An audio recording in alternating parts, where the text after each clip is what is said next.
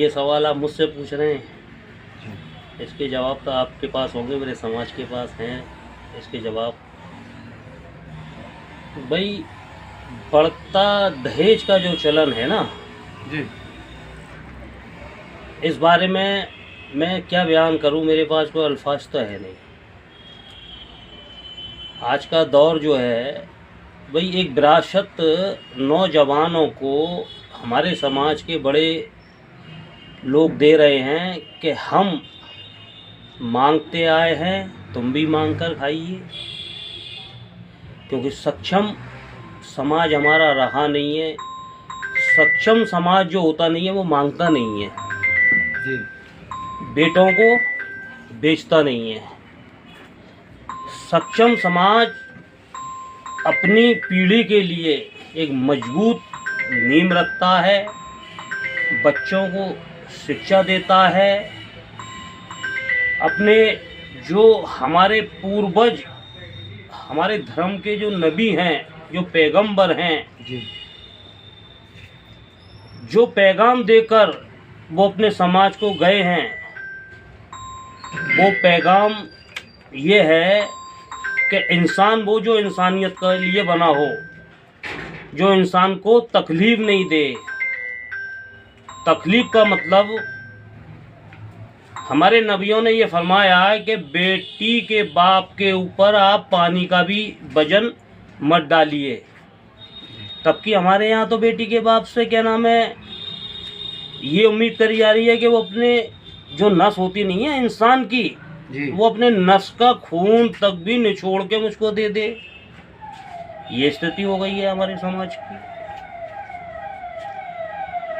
तो जिस तरह समाज में आर्थिक असमानता बढ़ती रही है, इसका क्या कारण है?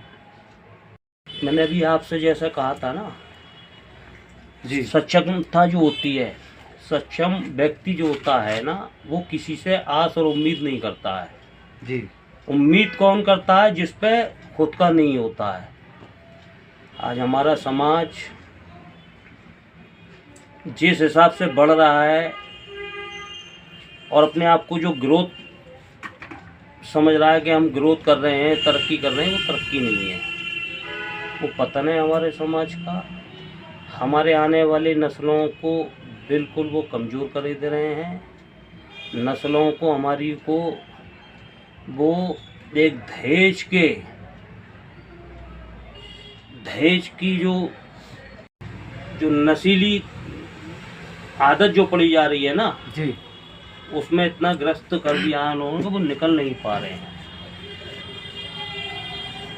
तो आप ये भी देख रहे हैं कि समाज अपने मौलिक अधिकारों के प्रति बिल्कुल लापरवाह नजर आता है। क्या इसका कारण समाज में व्याप्त दहेज जैसी कुरीतियां कोई माना जाए? वो तो है ही, वो तो है ही भाई, इससे निकल ही नहीं पा रहा आदमी।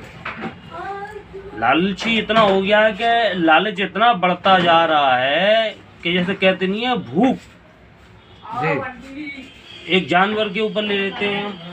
भूखा कुत्ता हो, भूखी कुतिया, जब भूखी कुतिया होती है तो अपनी औलाद को ही खा जाती है। तो आज हमारा समाज अपनी नस्लों को खा रहा है, अपनी संतानों को खा रहा है। ठीक है, भूखा हो गया है बिल्कुल। तो कुरैशी जी, आपसे हम एक उम्मीद चाहेंगे कि आप इस बारे में समाज को क्या संदेश देना चाहते हैं? मैं तो अपने समाज से यही गुजारिश कर रहा हूँ कि आँख खोल लीजिए, सुधर जाइए। वक्त निकलता जा रहा है। आप लोग कहते हैं ये कि हमारे दुश्मन बहुत खड़े हो गए हैं, ठीक है ना। दुश्मन आपका कोई नहीं है, खुद आपकी अपनी सोच है, हमारा समाज है।